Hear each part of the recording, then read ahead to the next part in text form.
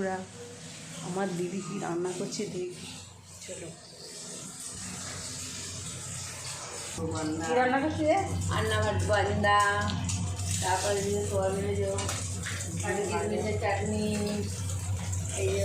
চাটনি, কাজু কিশমিশ টমেটো দিয়ে চাটনি, ডিমের ঝাল,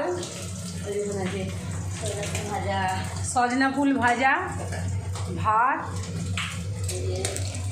হয়ে সিম দিয়ে সিম সর্ষের ঝাল,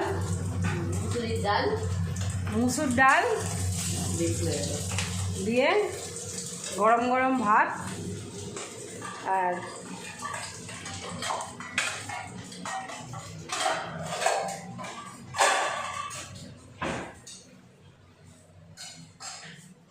সব কিছুই 19 দিন হলো এসছি দিদি বাড়ি, 1 সপ্তাহ হয়ে গেল। এখনও কালী বাড়িতে যাব।